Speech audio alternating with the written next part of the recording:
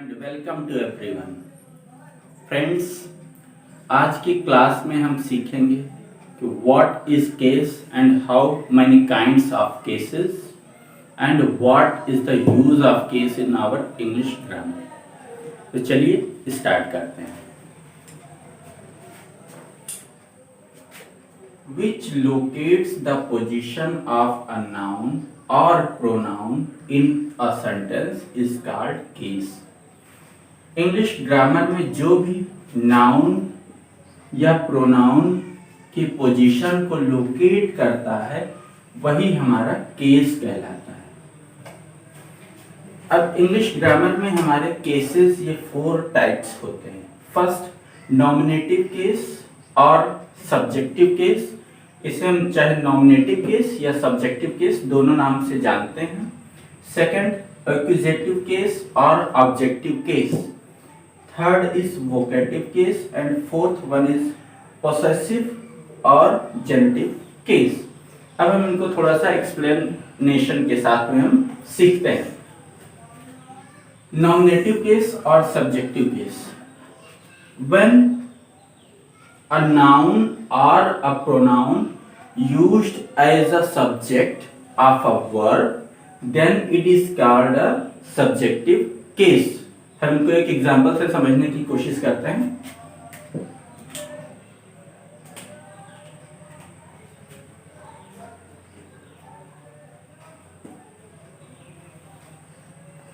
Ram wrote a letter। Wrote ये write का second form है, ये हमारा वर्ब है और यहाँ पे राम नाउन है और ये वर्ब के पहले आ रहा है, इसलिए ये यहाँ पे सब्जेक्टिव केस है हमारा। अगर हम एक दूसरा एग्जांपल से इसको समझने की कोशिश करें,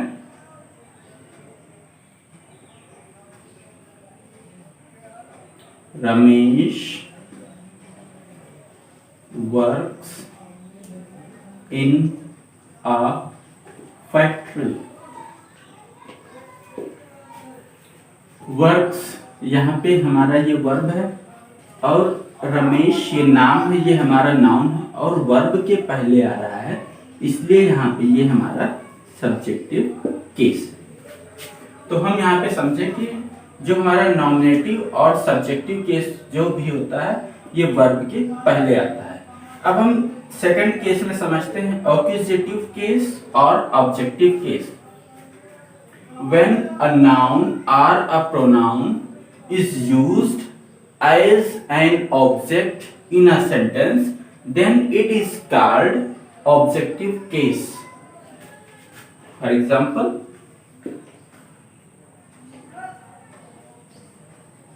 राम wrote a लेटर। यहां पे हम देखते हैं रोट हमारा क्या है, वर्ब। राम तो हमारा इधर है, वर्ब के पहले आ रहा है, हमारा सब्जेक्ट हो गया। वर्ब के बाद का हमारा नाउन हम यहाँ पे देखते हैं लेटर। तो ये हमारा नाउन है और ये लेटर है और ये वर्ब के बाद आ रहा है, इसलिए ये हमारा ऑब्जेक्टिव केस है। तो इस तरीके से हम यहाँ पे देखते हैं, एक इसको स्ट्रक्चर से समझने की कोशिश करते हैं। यदि हमारा वर्ब यहाँ पे है, वर्ब के बाद अगर हमारा नाउन आ रहा है तो ये हमारा ऑब्जेक्टिव केस होगा। वर्ब के पहले आ रहा है तो ये हमारा सब्जेक्टिव केस। तो हम इस तरीके से इनको बिल्कुल दोनों को बिल्कुल ध्यान रखने की कोशिश करते हैं। वर्ब के पहले आ रहा है तो हमारा सब्जेक्टिव केस, वर्ब के बाद आ रहा है तो हमारा ऑब्जेक्टिव केस। इन्हें हम नॉमिनेटिव केस और एक्यूजेटिव केस के नाम से भी जानते हैं। Third is vocative case. अब ये वोकेटिव केस क्या होते हैं, इनको हम जानते हैं when a noun or a pronoun is addressed, then it is called vocative case। For example,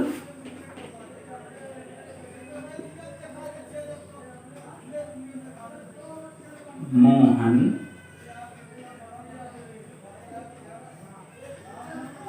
come here, Suresh shut the door. अब यहां पे हम सेंटेंस में देखते हैं, फर्स्ट सेंटेंस में हम देख रहे हैं मोहन कम हियर। यहाँ पे मोहन को तुरंत कोई एड्रेस किया जा रहा है, मोहन कम हियर, मोहन यहां आओ। Suresh shut the door, Suresh दरवाजा बंद कर दो। तो जहां पे अगर एड्रेस किया जा रहा है तो वहां पे हमारा ये जो सब्जेक्ट है ये हमारा वोकेटिव केस प्रोनाउन होता है। इसमें थोड़ा सा डिफरेंस भी होता है। यदि हमारा यहाँ पे हम लिख दें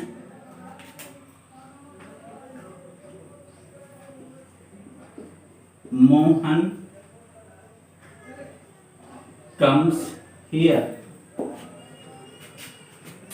अब यहां पे हम देखते हैं तो ये हमारा सब्जेक्ट हो जाता है, ये हमारा वर्ब हो जाता है और ये हमारे बाकी बचे हुए सेंटेंस के कंप्लीमेंट हो जाते हैं।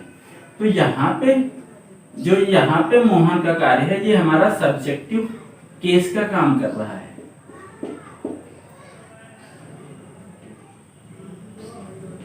यहाँ पे ये हमारा सब्जेक्टिव केस का काम कर रहा है, लेकिन यहाँ पे मोहन हमारा वोकेटिव केस का काम कर रहा है। इस चीज को हम बिल्कुल ध्यान रखेंगे क्योंकि यहाँ पे एड्रेस किया जा रहा है और यहाँ पे डायरेक्ट ये हमारा सेंटेंस है।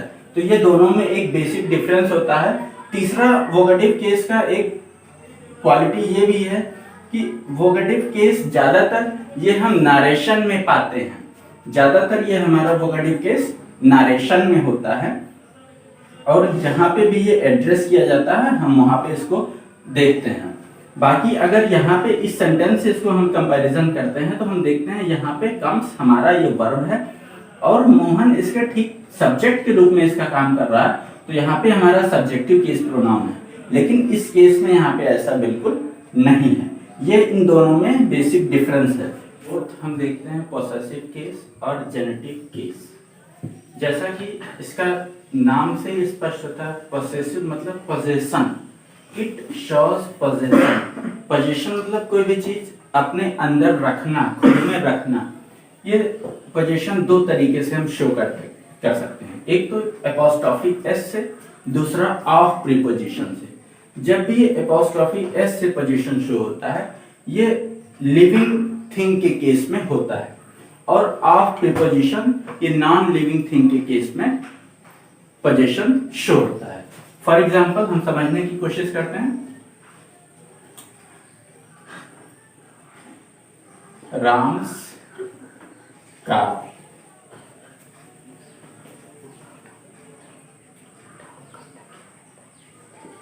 Rohan's book.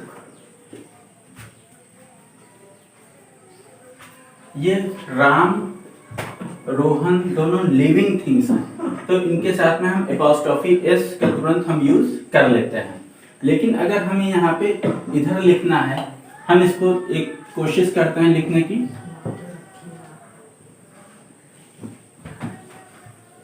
Chairs leg, chairs leg, क्या ये सही हो सकता है? नहीं। क्यों? चूंकि ये हमारा चेयर नॉन लिविंग थिंग है। लिविंग थिंग के केस में हमारा एपोस्ट्रोफी एस लग जाएगा, लेकिन नॉन लिविंग थिंग के केस में हमारा ऑफ प्रीपोजिशन लगेगा। एपोस्ट्रोफी एस से इसका यूज ये यहाँ पे नहीं हो सकता है, ये हम ध्यान रखेंगे। अगर हमें इसको सही करना हुआ तो हम इसको लिख सकते हैं the leg of the chair. यहाँ पे हम ऑफ प्रीपोजिशन का यूज इस तरीके से यहाँ पे करते हैं, तब ये हमारा सही हो पाएगा। लिविंग के केस में हमारा कोई इश्यू नहीं है, ये चल जाएगा। ये तो हम यहाँ पे देखते हैं कि जब हमारा सिंगल कोई सिंगुलर है, सिंगुलर के केस में ऐसा हुआ है। लेकिन सपोज करते हैं हमारे जो लिविंग हैं और जिनका पोजीशन है वो डबल हैं या उससे भी ज्यादा हैं, तो हम कैसे एपोस्ट्रोफी एस का यूज करेंगे? इसके लिए भी एपोस्ट्रोफी एस को हमें स्प्लिट करना होता है। एक तो ये डिवाइड होता है जो कि बोलते हैं कॉमन पोजीशन, दूसरा डिवाइड होता है स्प्लिट पोजीशन में। आइए हम इनको समझने की कोशिश करते हैं। जब हम बात करते हैं कॉमन पोजीशन की, तो कॉमन पोजीशन का मतलब क्या होता है? कॉमन पोजीशन का मतलब हमारा एक नाउन नहीं, एक नाउन से ज्यादा नाउन है, यानी कि 2 नाउन है, 3 नाउन है, और उनका जो पोजीशन है, जो उनके पास है, वो एक है। यानी कि 1-2 नाउन हमारे पास अलग अलग है, नाउन 2-3 ऐसे नाउन है, 2-3 नाउन है, लेकिन उनका जो पोजीशन है वो एक है। जब ऐसे केस में हम उनका पोजीशन शो करते हैं तो इसको हम बोलते हैं कॉमन पोजीशन, कि उन लोगों के 2 लोग 3 लोग जितने भी नाउन है, 2 नाउन 3 नाउन, लेकिन उनका पोजीशन सेम है, तो कॉमन पोजीशन से बोलते हैं। अब इनका जब हम आगे करने की उसको कोशिश करते हैं और उसका पोजीशन शो करते हैं तो हम देखते हैं मोहन्स एंड सोहन्स स्कूल, यानी कि मोहन और सोहन का स्कूल। तो जो स्कूल है यहाँ पे ये बताया जा रहा है कि इन दोनों लोग के स्कूल सेम है, मतलब एक स्कूल है ना, मोहन एंड सोहन स्कूल। अब हम यहाँ पे अगर सबके साथ में पोजीशन लगा देंगे तो यानी कि मोहन का स्कूल अलग, सोहन का स्कूल अलग हो जाएगा, तो ये सेंटेंस गलत हो जाएगा।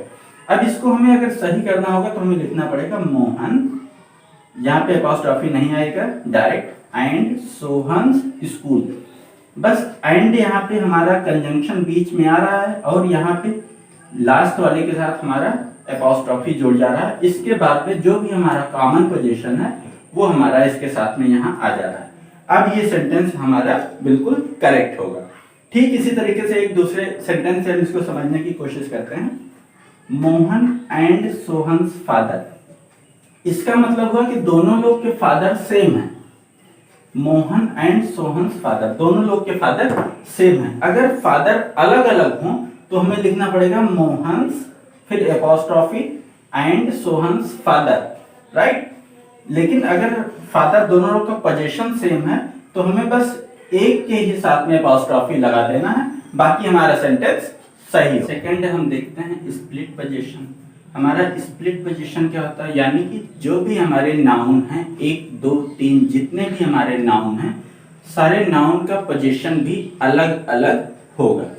अगर सारे नाउन का पोजीशन अलग अलग होगा तो उसके अकॉर्डिंग हमारा वर्ब भी अलग अलग ही आएगा। यानी कि जो हमारा स्प्लिट पोजीशन होता है इसको हम प्लूरल ट्रीट करते हैं। अब हम देखने की कोशिश करते हैं कैसे। Mohan's car and Sohan's car. अब यहाँ पे हम देख रहे हैं कि मोहन की एक कार है और सोहन की एक कार है, राइट। एक क्वेश्चन हम इसको सेंटेंस पूरा करते हैं। Mohan's car and Sohan's car have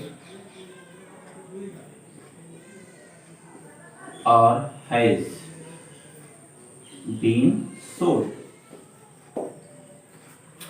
अब यहाँ पे हम देखते हैं Mohan's car and Sohan's car.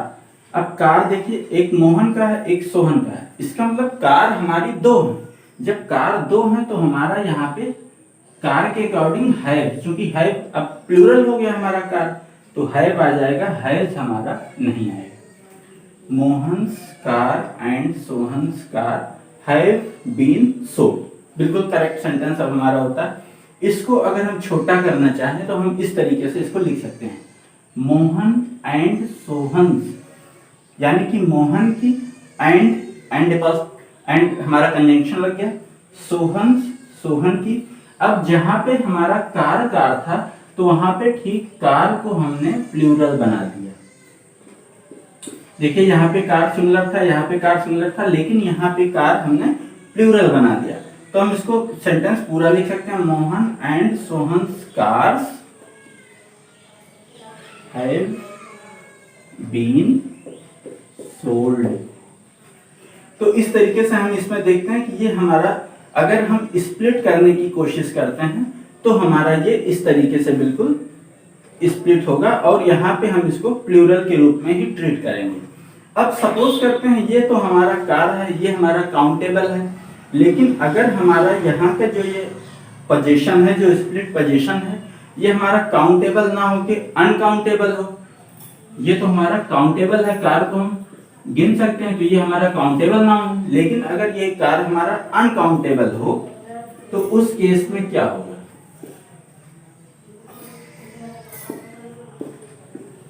Uncountable के केस में क्या होगा, आइए देखते हैं। अनकाउंटेबल नाउन के केस में हम देखते हैं कि इसमें क्या होता है। Mohan's gold and Sohan's gold has or had been sold. हम यहाँ पे देखते हैं कि एक गोल्ड ये मोहन का है, दूसरा गोल्ड ये हमारा सोहन का है। तो यहाँ पे जो गोल्ड है ये हमारे दो हो रहे हैं ना, मोहन का अपना गोल्ड, सोहन का अपना गोल्ड। तो गोल्ड और गोल्ड को चूंकि हम प्लूरल तो कर नहीं सकते हैं, लेकिन हम इसको समझ सकते हैं। तो हम इस अकॉर्डिंग यहाँ पे जब हम जान रहे हैं मोहन का भी गोल्ड है, सोहन का भी गोल्ड है, तो ये गोल्ड हमारा प्लूरल हो रहा है। तो हम प्लूरल के अकॉर्डिंग हम प्लूरल वर्ब भी चूज करते हैं और यहाँ पे हैज नहीं लेते हैं। अब हमारा बिल्कुल करेक्ट सेंटेंस था, Mohan's gold and Sohan's gold have been sold. इसको हम इस तरीके से भी ठीक कर सकते हैं, मोहन एंड सोहन्स। ठीक, यहाँ से हम अपॉस्ट्रोफी हटा दिए क्योंकि यहाँ पे बीच में कंजंक्शन है, और यहाँ सेकंड वाले के साथ में हमने अपॉस्ट्रोफी लगा दिया। अब यहाँ पे गोल्ड आ गया, मोहन एंड सोहन्स गोल्ड। तो हम ये यहाँ पे ध्यान रखें, अगर हम यहाँ पे हैज चूज करते हैं तो ये हमारा इसके साथ में बिल्कुल कॉमन पोजीशन हुआ है कि यानी कि गोल्ड एक ही है। लेकिन अगर हम यहाँ पे हैज चूज करते हैं, इसका मतलब मोहन का भी गोल्ड है और सोहन का भी गोल्ड है। तो हम चूंकि गोल्ड दोनों लोग का है तो इस वजह से हम यहाँ पे हैव चूज करते हैं, हैज नहीं लेते हैं, और ये गोल्ड हमारा ये प्लूरल ही होता है। तो इस तरीके से हम यहाँ पे देखते हैं कि अनकाउंटेबल नाउन के भी केस में हम इसको स्प्लिट पोजीशन से इस तरीके से समझ सकते हैं। अब हमारे जो पोसेसिव केस होते हैं, इनके कुछ जनरल कहाँ पे हमारे पोसेसिव केस यूज होते हैं, इनको अपने फिंगर एंड पाम मेथड से समझने की कोशिश करते हैं। आगे हम देखते हैं कि uses of apostrophe S. Apostrophe S का यूज कहाँ पे होता है, हम इनको अब आगे देखने की कोशिश करते हैं। नंबर 1 हम देखते हैं फॉर लिविंग थिंग्स। एसएन मतलब singular noun, for living things या सिंगुलर नाउन के साथ, जो कि हमारा बिल्कुल बेसिक होता है, जैसे मोहन्स बुक,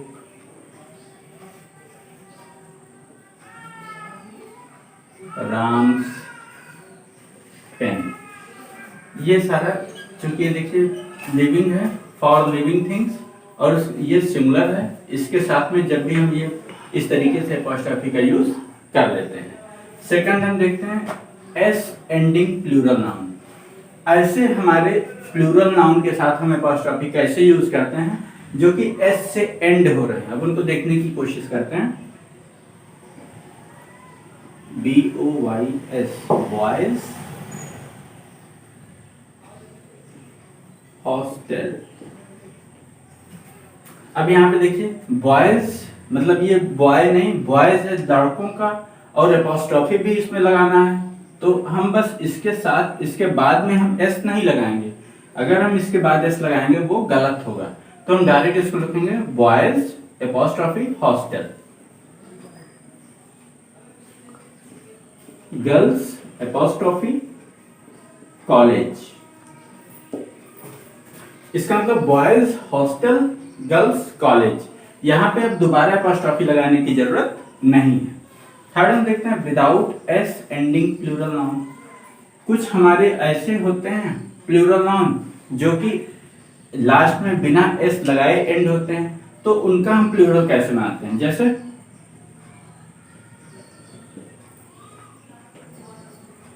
वीमन। अब इसका लगाएंगे तो हमें apostrophe S, women's college, women's college.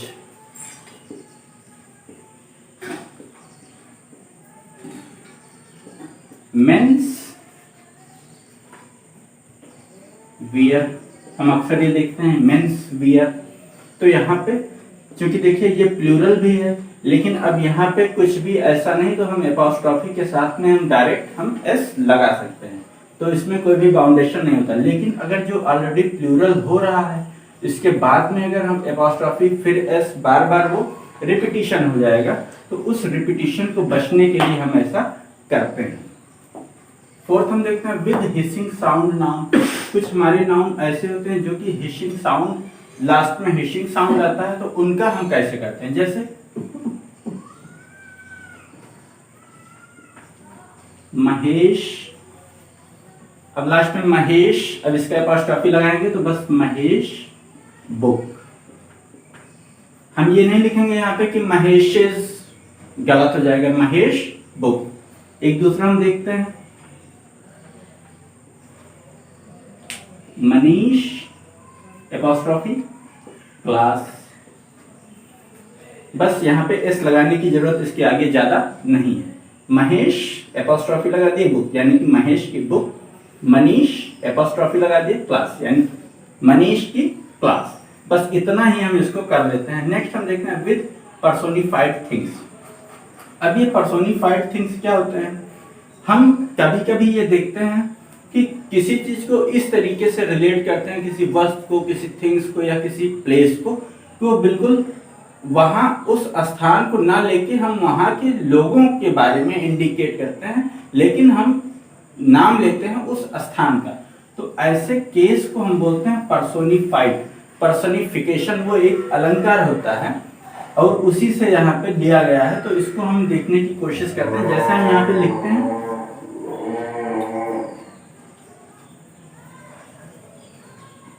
Delhi problem. अब यहाँ पे हम देखते हैं कि दिल्ली प्रॉब्लम, अब इसका क्या मतलब है, क्योंकि अभी हमने इसके पहले हमने कहा था कि जो भी हमारा नॉन लिविंग थिंग्स होती हैं उनके साथ में हम अपॉस्ट्रोफी नहीं लगाते हैं, लेकिन हम यहाँ पे देखिए दिल्ली प्रॉब्लम, तो यहाँ पे अपॉस्ट्रोफी लगा रहे हैं। तो यहाँ पे हम देखने की कोशिश करते हैं, देखिए हमने बोला विद पर्सोनिफाइड थिंग्स, कुछ ऐसे नाउन्स जो कि वहाँ जो ये प्रॉब्लम है, दिल्ली प्रॉब्लम मतलब जो प्रॉब्लम है और दिल्ली के लोगों को इंडिकेट कर रहा है, ना कि दिल्ली को। दिल्ली की अपनी कौन सी प्रॉब्लम हो सकती है, अपनी कोई प्रॉब्लम नहीं हो सकती। तो जो यहाँ पे दिल्ली प्रॉब्लम यानी कि दिल्ली के लोगों की प्रॉब्लम, तो यहाँ पे ऐसे केस में ये यहाँ पे अपॉस्ट्रोफी लग जाएगा। सेकंड हम इसको एक देखते हैं,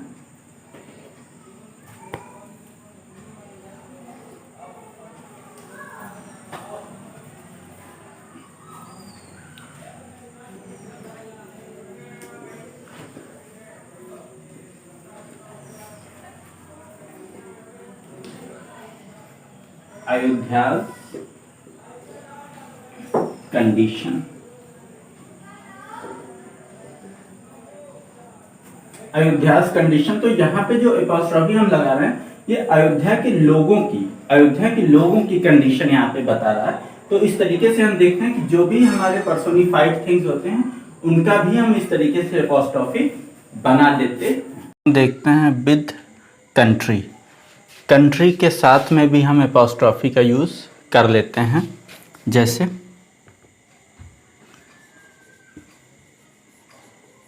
इंग्लैंड्स हिस्ट्री। इसको हम ऑफ प्रीपोजिशन के साथ में भी लिख सकते हैं, जैसे the history of England.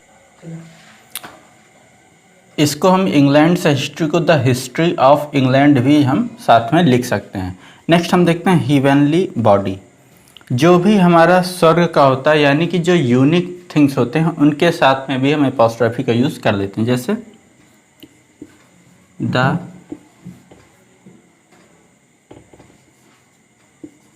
Sons raise यानी कि सूर्य की किरणें, द अर्थ सरफेस। हम यहाँ पे भी हम अपॉस्ट्रोफी का यूज़ कर लेते हैं।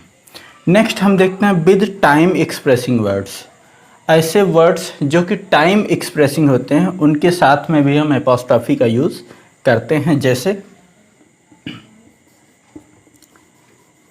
अ मंथ्स डिले,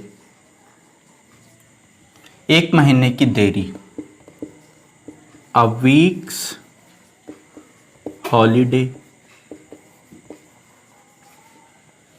तो यहाँ पे हम इस तरीके से देखते हैं जो हमारे टाइम एक्सप्रेसिंग वर्ड हैं इनके साथ में भी हम एपॉस्ट्रॉफी का यूज़ करते हैं। नेक्स्ट हम देखते हैं विद नाउन कंपाउंड। ऐसे नाउन जो कि हमारे कंपाउंड बनते हैं इनके साथ में भी एपॉस्ट्रॉफी का यूज़ इस तरीके से करते हैं। Son in law, son in law, son in law means दामाद। अब इसके सन इन लॉज कार, अगर हमें इसका कुछ पोजीशन बताना है तो हम बस सन इन लॉज आगे पोजीशन बता दिए कार। लेकिन सपोज करिए अगर हमारा ये प्लूरल है फिर हम कैसे करते हैं, अब देखते हैं। सन, अब ये जो हमारे नाउन कंपाउंड होते हैं इनका जो प्लूरल बनाने का सेम रूल जो होता है हम उसी को यहाँ पे अप्लाई करते हैं। सन्स इन लॉज और कार्स, क्योंकि अब जब ये सन्स इन लॉज यानी कि ढेर सारे दामाद ढेर सारे हैं तो उनकी कार भी अलग अलग है, तो ये प्लूरल हैं, तो यहाँ पे हम इसके साथ में प्लूरल यूज़ कर लेते हैं। नेक्स्ट हम देखते हैं ईडियम एंड फ्रेजेस के साथ में। ईडियम एंड फ्रेजेस में भी यूजली जो हम यूज़ करते हैं जैसे at a stone's throw, at a stone's throw, हम इडियम्स में भी एपॉस्ट्रॉफी का यूज़ कर लेते हैं। इस तरीके से हमने देखा और यूजेस ऑफ एपॉस्ट्रॉफी को हमने 10 पार्ट में इस तरीके से डिवाइड किया और उनको याद भी रखने के लिए हमने एक सिंपल सी ट्रिक निकाली जिसको हमने बोला है फिंगर एंड पाम मेथड। इसकी वजह से आप इसको अपने माइंड में काफ़ी देर तक इसको रख सकते हैं।